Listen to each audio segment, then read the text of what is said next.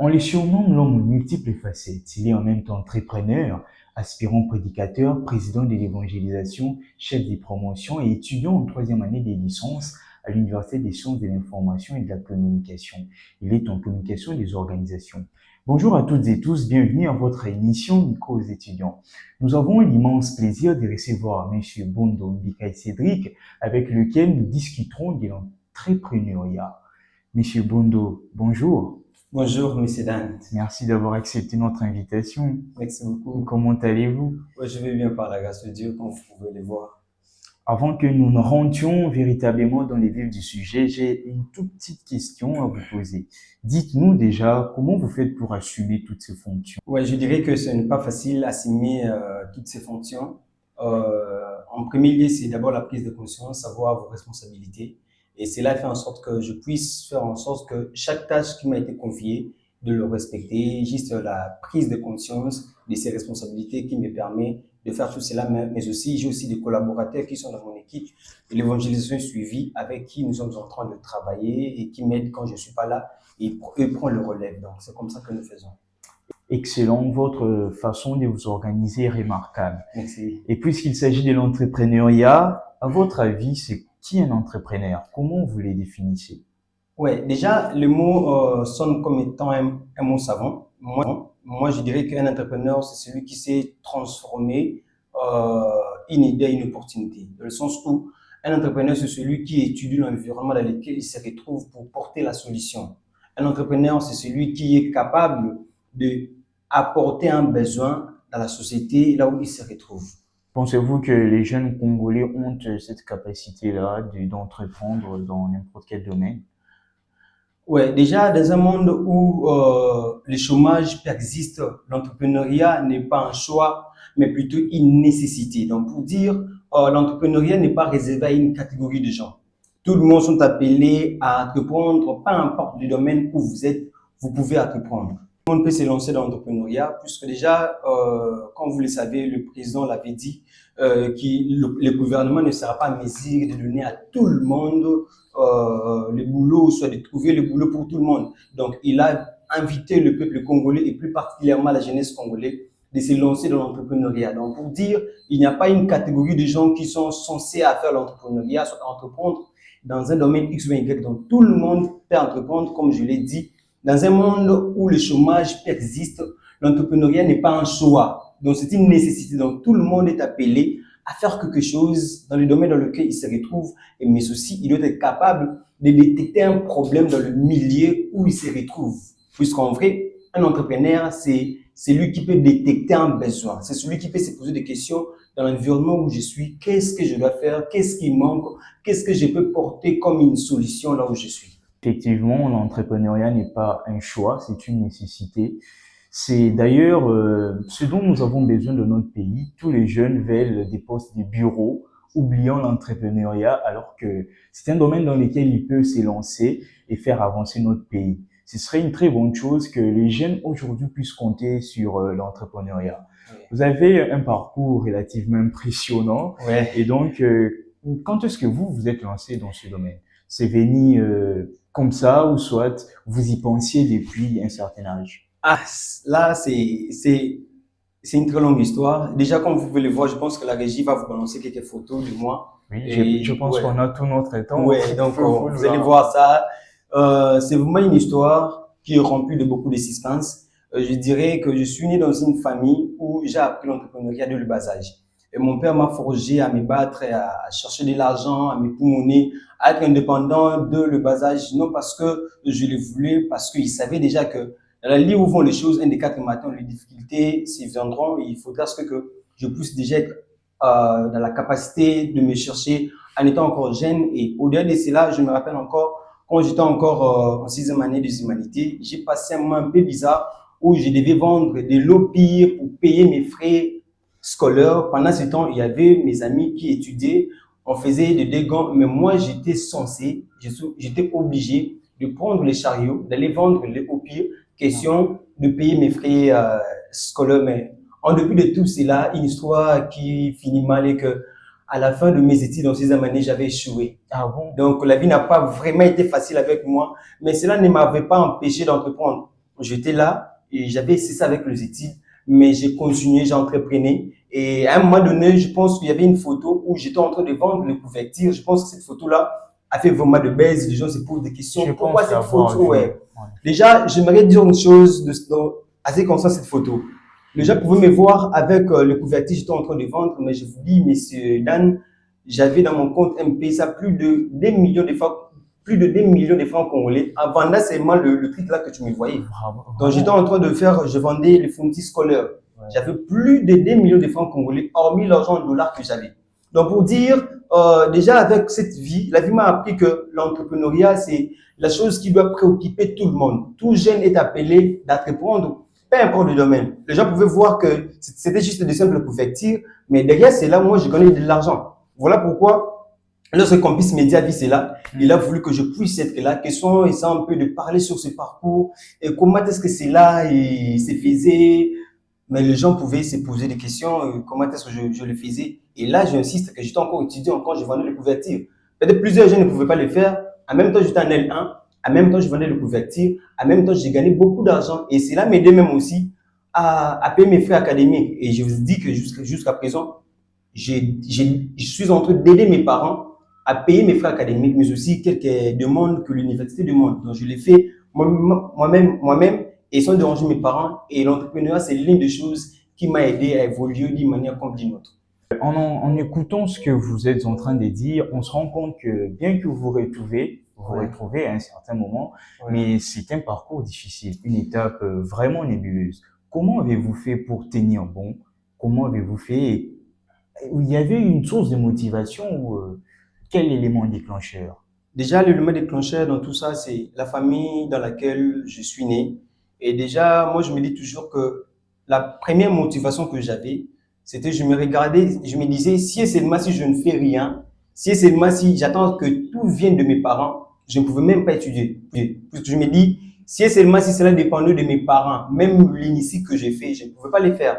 Même aujourd'hui, je ne pouvais pas être aussi chef de promotion que je suis. Donc, pour dire que dans tout ça, vous allez voir que l'entrepreneuriat est la première des choses qui m'a aidé et la motivation dans tout ça, c'était la détermination et de faire quelque chose encore de meilleur. Je crois que dans le jour qui vient, nous allons essayer encore d'évoluer, mais aussi de faire encore mieux par rapport à ce que nous faisons, puisqu'on a encore des visions par rapport à ça. Excellent, excellent.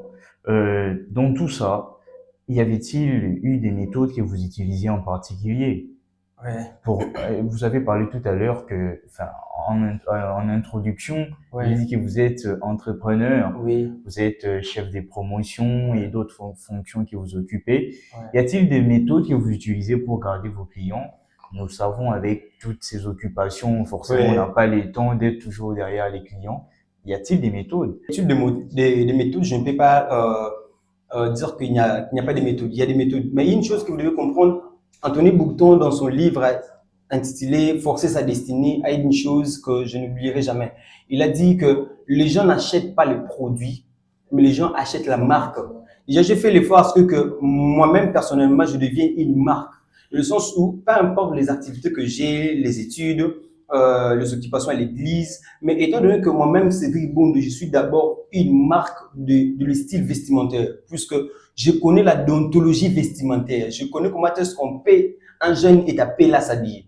Donc, le secret dans ça, j'ai fait l'effort d'être une marque vestimentaire. Donc, lorsque la personne me voit, il sent que cette personne est vraiment dans ces domaines. Donc, même si c'est là qu'ils vont aller voir mes photos sur les réseaux, taper Bondo Mbika, Bondo Cédric de Jésus, j'allais dire, vous allez voir mes photos, c'est déjà une communication. Vous voyez, puisque déjà, je fais la communication des entreprises, puisque j'ai déjà Exactement. aussi quelques notions sur l'entrepreneuriat. Et déjà, vous allez voir que dans tout ça, on fait déjà la communication, même le style vestimentaire, c'est déjà une communication. Et cela fait en sorte que je puisse garder mes clients par ma posture, ma manière de s'habiller. Tout ça, ce sont les mécanismes que je mis en jeu pour garder mes clients.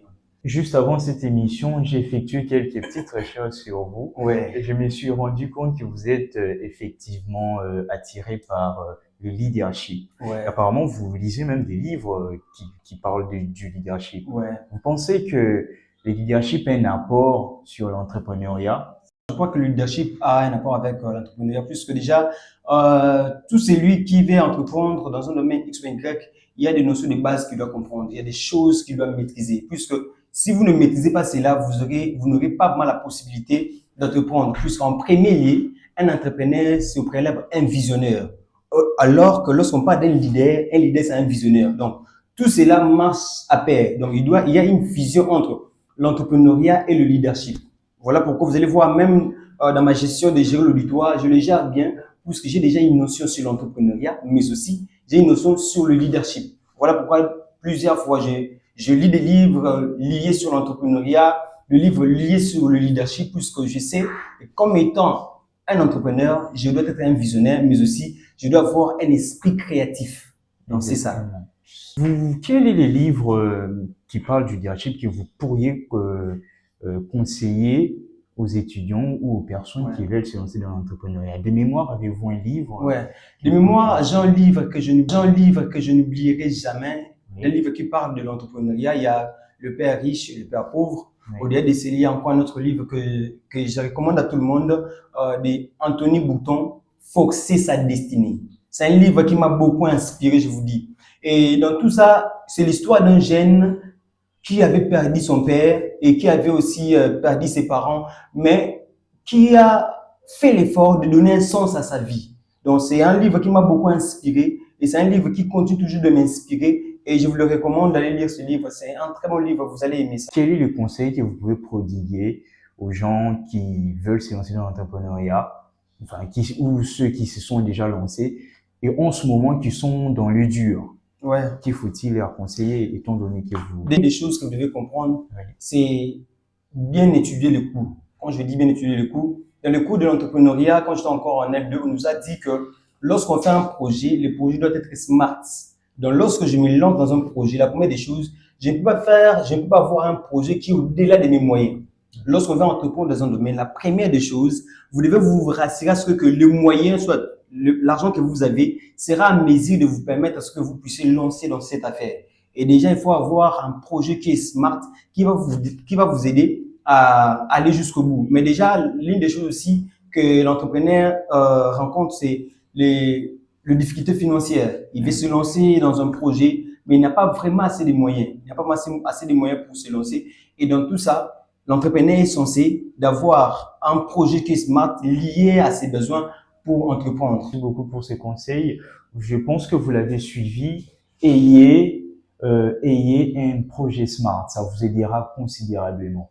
Et il y a une autre problématique. On a l'impression que l'entrepreneuriat est réservé aux personnes âgées, aux personnes qui s'y connaissent, qui sont déjà dans un métier.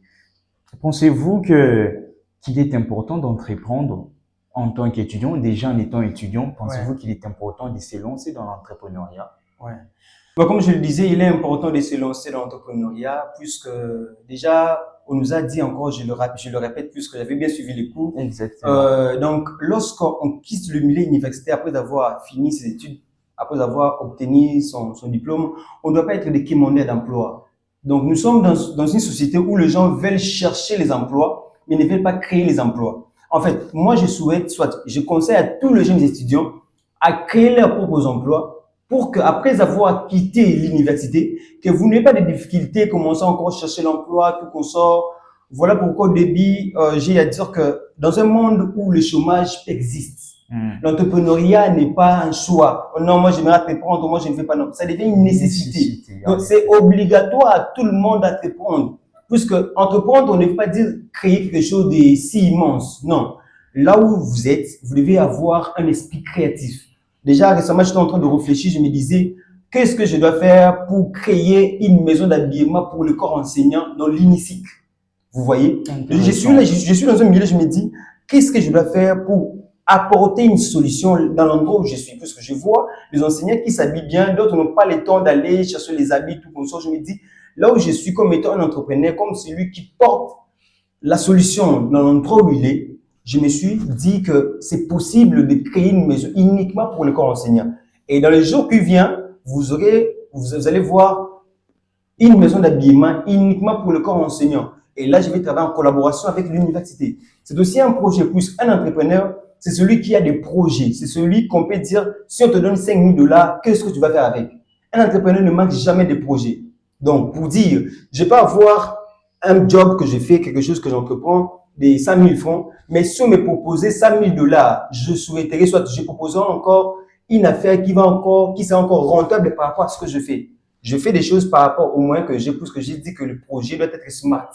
Le smart par rapport au moyen que j'ai. Mais si on me propose encore beaucoup d'argent, j'ai fait encore mieux par rapport à l'argent. Tout de suite que vous avez d'énormes projets, c'est très bien, c'est encourageant de voir un étudiant avoir des projets et avoir ce souci-là de régler des problèmes qui se trouvent au sein de notre société. Donc, le projet de Zonsi, c'est déjà un projet que vous... C'est déjà un projet. Il est déjà prêt. Il est déjà prêt. Comme je l'ai dit, le projet doit être smart. C'est un projet, nous sommes en train de travailler là-dessus et nous espérons que par la grâce de Dieu, dans le jour qui vient, nous allons le réaliser. Et donc, s'il arrive aujourd'hui qu'il y ait une opportunité entrepreneuriale, comme récemment il y a eu le village des opportunités, je présume que vous n'avez pas eu le temps d'y aller. Mais s'il y a une autre opportunité, vous irez, vous allez vous lancer. Je vais me présenter, je vais présenter les projets, puisque le projet est déjà bien structuré. J'avais déjà, en fait, le business plan est déjà là. On sait déjà que le business plan, je vais faire ça, j'aurai besoin de ça, le millier est aussi bien étudié. Je sais déjà que tout est déjà OK, mais ce qui nous manque, c'est de l'argent. Voilà pourquoi nous sommes en train d'entreprendre d'abord dans ce que nous faisons. On sait que si nous avons encore eu beaucoup de moyens, nous allons encore nous lancer dans ce projet-là qui est à l'avenir. Nous espérons fortement que tout ce que vous dites sera une source de motivation pour vos collègues étudiants qui vous suivent certainement. Et quels sont les conseils qui rallient à ce dont je viens de parler? Quels sont les conseils que vous pouvez prodiguer à ces étudiants-là qui ont cette envie, ils désirent ardemment entreprendre, mais qui hésitent? Ils se disent, est-ce que ça va marcher? Est-ce que je serai financé? Est-ce que j'aurai le courage de parler devant des autorités et autres? Quels sont les conseils, vous, en tant qu'une personne qui s'y connaît? Qu'est-ce que vous pouvez leur dire? L'entrepreneuriat, soit avoir envie de commencer dans un domaine, les capitales ne doivent pas être un problème. Mais le plus important, c'est le courage de commencer. Vous voyez? Donc, si vous voulez vous lancer dans un domaine X ou Y, les capitales ne doivent pas être un problème. Mais le plus important, commencer petit. Puisque déjà, le plus grand problème que j'ai remarqué, les gens ne veulent pas commencer dans la petitesse. Les gens ne veulent pas commencer petit et en faire grandir. Les gens veulent seulement avoir une grosse somme d'argent et directement commencer dans un projet. Or que vous pouvez commencer petit, à aller avancer, monter, petit à petit jusqu'à ce que vous allez atteindre vos objectifs. Donc, le dernier mot, que le capital comme étant le moyen financier ne doit jamais être un problème pour vous lancer dans un domaine X ou Y. Les capitales comme moyen financier ne doivent pas être un problème pour vous lancer dans un domaine. Tel est le mot qu'il faut retenir. Nous sommes déjà en train d'atterrir. Très bientôt, cette émission va se terminer, va s'achever. Monsieur Bondo Cédric, avez-vous un mot de la fin, une salutation, un encouragement? Ouais, déjà, les derniers mots que je dirais que je répète ce que j'avais à dire au début, que dans un pays où le chômage existe, tout le monde est appelé à entreprendre. Ne vous arrêtez pas là. N'attendez pas à ce que votre manière, soit votre habillement, votre manger puisse dépendre de quelqu'un. Entreprenez là où vous êtes, dans le milieu où vous êtes, parce que un entrepreneur, c'est celui qui détecte des problèmes afin de porter la solution. Voilà, c'est ainsi que prend fin ce numéro. Nous sommes contents que vous nous ayez suivis. Restez branchés. Ces vidéos seront diffusées dans nos différents réseaux sociaux. Campus Média, la voix des étudiants, Campus Média, l'univers des étudiants. Ici, nous croyons que chaque étudiant est porteur d'une voix unique et que chaque étudiant a évidemment une voix à faire entendre. Saisissez l'occasion, contactez-nous, nous vous recevrons comme nous l'avons fait avec M. Bondo Cédric, avec lequel d'ailleurs nous avons eu un échange très fructueux et intéressant. Merci de nous avoir suivis, portez-vous bien, au revoir.